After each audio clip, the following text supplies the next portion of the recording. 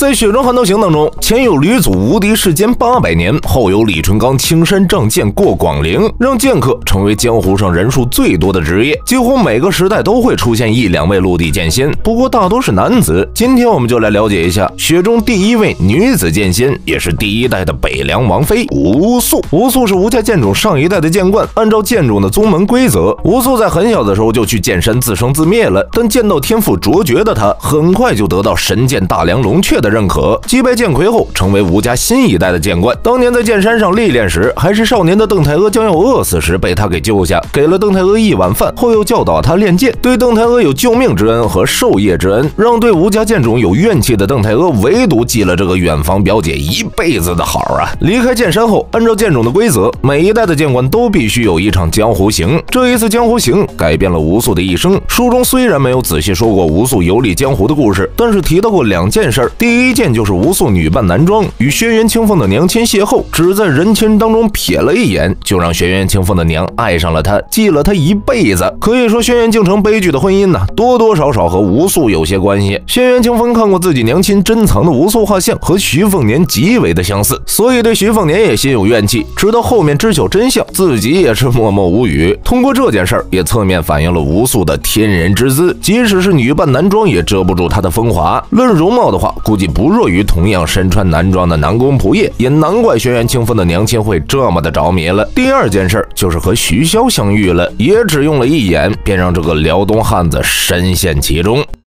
吴素是雪中江湖第1位女子剑仙，当年她行走江湖时，就连李淳罡都看好她能在剑道登顶。可在遇到徐骁后，吴素便放弃了江湖，安心相夫教子去了。那么徐骁又是怎么俘获吴素芳心的呢？徐骁当时刚出辽东，还只是一个普通的大头兵，初见吴素，只1眼便爱上了吴素。徐骁也确实胆大，第1次见面时就和吴素说：“你想要天下，我便给你一个；你想要江湖，我便给你一座。我只要一个儿子，你给是不给？”这种话不管是哪个女子听了都会发火啊，吴素也不例外。第1次见面便将徐骁暴揍了一顿，但是在之后的相处中，渐渐的被这个胆大心细的辽东汉子俘获了芳心。徐骁会亲手给他穿上自己缝制的布鞋。就这样，为了嫁给徐骁，吴素和吴家剑种决裂，陪着他一步步的组建起了徐家军。曾说过打下天下和江湖的话语，竟也真的成真了。在徐骁征战天下的过程中，吴素也出了很大的力。脱离吴家剑种时，和他一起的还有剑仙赵玉台和他的弟弟吴起。吴起在徐家军中也立下了赫赫战功，只是后来与徐骁的理念不合，便离开了北凉。赵玉台也立下了很多功劳，在吴素死后，便是埋剑青山城，成为北凉的一部暗棋。吴素本人在北凉军也极为让人信服，30万大军只认他这一个北凉王妃。徐骁的6个义子更是把吴素当成亲生母亲一样对待，就算是素来薄情的陈之豹，在面对吴素时也极为敬重。吴素被陷害死后，陈之豹就一直想要给自己的义母报仇，可见吴素在他的心中地位有多高。除此之外，最为经典的便是黎阳和大楚定鼎中原的西垒壁之战上，吴素白衣素稿，亲自为大军擂鼓，战事不止，鼓声不息，极大的鼓舞了北凉军的士气。